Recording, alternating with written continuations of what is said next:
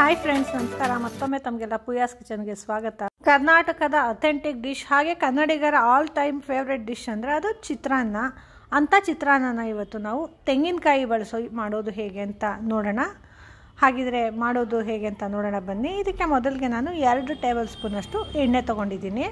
ಈ ಎಣ್ಣೆ ಕಾದ ನಂತರ ಇದಕ್ಕೆ ನಾನು 1 ಟೀ ಸ್ಪೂನಷ್ಟು ಸಾಸಿವೆ ಹಾಗೆ 1 ಟೀ ಸ್ಪೂನಷ್ಟು ಜೀರಿಗೆ ಹಾಕ್ಕೊಂಡಿದ್ದೀನಿ.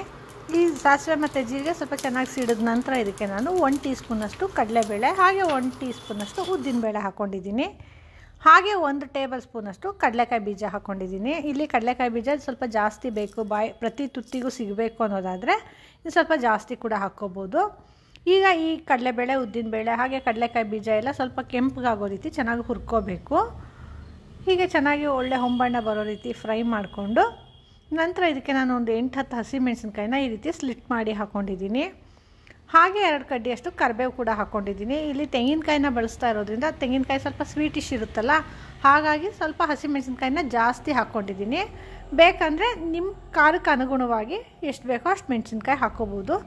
ಈಗ ಇದು ಸ್ವಲ್ಪ ಚೆನ್ನಾಗಿ ಫ್ರೈ ಆದ ನಂತರ ನಾನು ಇಲ್ಲಿ 1 ಹೋಳು ತೆಂಗಿನಕಾಯಿನ ತುರಿದಿಟ್ಕೊಂಡಿದ್ದೀನಿ. ಈ ತೆಂಗಿನಕಾಯಿ ನೋಡಿ ಈ ರೀತಿ ಸ್ವಲ್ಪ ದೊಡ್ಡದಾಗಿ ಬಂದಿದೆ, ಈ ರೀತಿ ದೊಡ್ಡ ದೊಡ್ಡ ಪೀಸ್ ಆಗಿದೆ. ಹಾಗಾಗಿ ನಾನು ಇದನ್ನು ಮಿಕ್ಸಿಗೆ ಹಾಕ್ಕೊಂಡು 1 ರೌಂಡ್ ತಿರುಗಿಸ್ಕೊತಾ ಇದ್ದೀನಿ. ಇದಕ್ಕೆ ನೀರು ಹಾಕ್ಕೊತಾ ಇಲ್ಲ, ಹಾಗೆ ಜಸ್ಟ್ 1-2 ರೌಂಡ್ ಗ್ರೈಂಡ್ ಮಾಡ್ಕೊಳ್ಳೋದು ಅಷ್ಟೇ.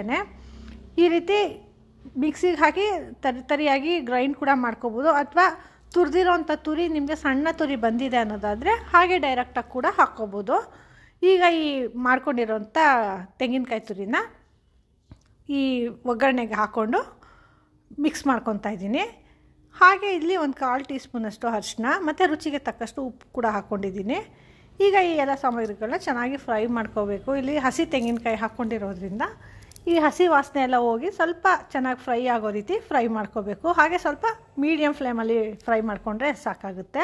ಈಗ ನೋಡಿ ಇದು ಚೆನ್ನಾಗಿ ಫ್ರೈ ಮಾಡಿದ್ದಾಗಿದೆ. ಈಗ ಇದನ್ನು ಸ್ಟವ್ ಆಫ್ ಮಾಡಿ ನಂತರ ನಾನು ಇದಕ್ಕೆ 1 ಹೋಳಷ್ಟು ನಿಂಬೆಹಣ್ಣು ಹಿಂಡ್ಕೊತಾ ಇದ್ದೀನಿ. ಇಲ್ಲಿ ಹುಳಿ ಜಾಸ್ತಿ ಇಷ್ಟಪಡೋರು ಇನ್ನೂ ಜಾಸ್ತಿಯಾಗಿ ನಿಂಬೆಹಣ್ಣು ಹಾಕ್ಕೋಬೋದು.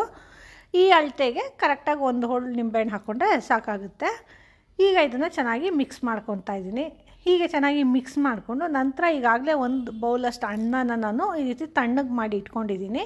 ಈಗ ಈ ಅನ್ನನ ಕೂಡ ಈ ಒಗ್ಗರಣೆಗೆ ಹಾಕಿ ಚೆನ್ನಾಗಿ ಮಿಕ್ಸ್ ಮಾಡ್ಕೋಬೇಕು. ಆದಷ್ಟು ಅನ್ನ ಉದುರಾಗಿದ್ದರೆ ಈ ಚಿತ್ರಾನ್ನ ತುಂಬಾ ಚೆನ್ನಾಗಿರುತ್ತೆ. ಹಾಗೆ ಹೀಗೆ ಮಿಕ್ಸ್ ಮಾಡಿದಾಗ ಕೂಡ ಉದುರಾಗಿ ಚಿತ್ರಾನ್ನ ತುಂಬ ಚೆನ್ನಾಗಿರುತ್ತೆ. ಸಾಮಾನ್ಯವಾಗಿ ನಾವು ದೇವಸ್ಥಾನಗಳಲ್ಲಿ ತಿಂತೀವಲ್ಲ ಪ್ರಸಾದ, ಅದೇ ರೀತಿ ಇರುತ್ತೆ ಈ ಚಿತ್ರಾನ್ನ.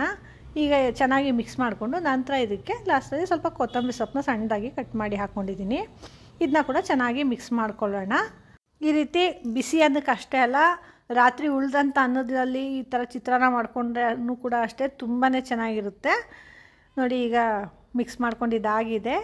ರುಚಿಕರವಾದಂಥ ಕಾಯಿ ಚಿತ್ರಾನ್ನ ತಿನ್ನೋದಕ್ಕೆ ಸಿದ್ಧ ಆಗಿದೆ. ಇದು ಹಾಗೆ ತಿನ್ನೋದಕ್ಕೂ ಕೂಡ ಚೆನ್ನಾಗಿರುತ್ತೆ, ಹಾಗೆ ಮೊಸರು ಜೊತೆ ಕೂಡ ತುಂಬ ಚೆನ್ನಾಗಿರುತ್ತೆ. ಈ ರೆಸಿಪಿ ನಿಮಗೆ ಇಷ್ಟ ಆಯಿತಾ? ಹಾಗಿದ್ರೆ ನೀವು ಟ್ರೈ ಮಾಡಿ ಹೇಗೆ ಬಂತು ಅಂತ ನಮಗೆ ಫೀಡ್ಬ್ಯಾಕ್ ಕೊಡಿ. ಹಾಗೆ ಇಂಥ ಇನ್ನೂ ಹೆಚ್ಚು ವೀಡಿಯೋಸ್ಗಳಿಗಾಗಿ ನಮ್ಮ ಪೂಯಾಸ್ ಕಿಚನ್ನ ಲೈಕ್ ಮಾಡಿ, ಶೇರ್ ಮಾಡಿ, ಹಾಗೆ ಸಬ್ಸ್ಕ್ರೈಬ್ ಮಾಡಿ. ಧನ್ಯವಾದಗಳು.